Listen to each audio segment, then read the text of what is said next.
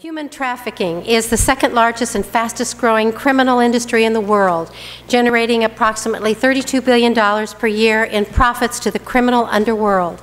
It isn't just a global problem. Trafficking of children is a problem in Indiana, and there's a critical need to determine the scope of this problem, and in the age of internet technology especially. House Resolution 12 seeks to further study a proposed solution by the Attorney General's office. Sex trafficking frequently involves children. In fact, 1 million children are exploited by the commercial sex trade each year worldwide. 12 to 14 years is the average that children are first used in commercial sex in the U.S. And 83% of sex trafficking victims found in the U.S. are U.S. citizens, not foreign-born persons as people often suppose. All children are vulnerable to trafficking. They are inexperienced and easy to manipulate, but those who have already experienced trauma as a young age are particularly vulnerable.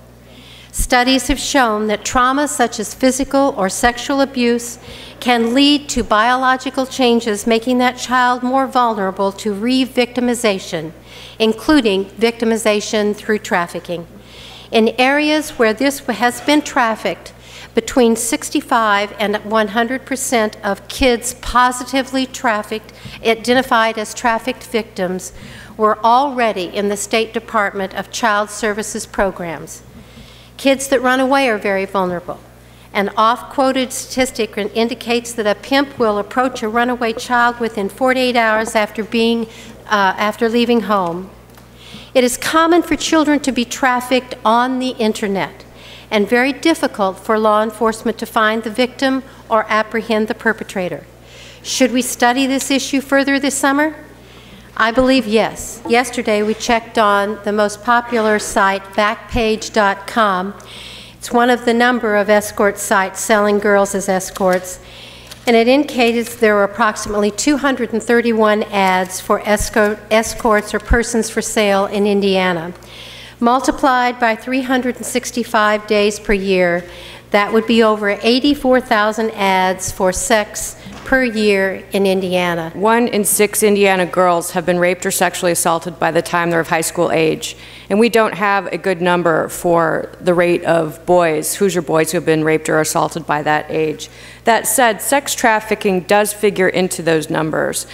I'd like to give a recent example just from last week here in Indianapolis, the city that I represent. The U.S. Attorney's Office announced an indictment against Jerry Mitchell, aka Trey DeGreat, age 24 of Indianapolis. The allegations include the trafficking of females between the ages of 19 and 21, as well as 3 minors aged 12, 16, and 17.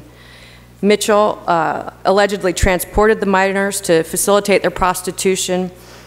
He sexually assaulted them repeatedly, and he has made a video of the 12-year-old victim being sexually assaulted. That's right here in our capital city, and that's just not good enough for our children. And I'd like to close just by saying thank you, law enforcement, for all that you are doing, and our public safety officers. For your efforts, so many children have much brighter futures than they otherwise would have, and it's the only way we have of combating this problem through your effort. Thank you.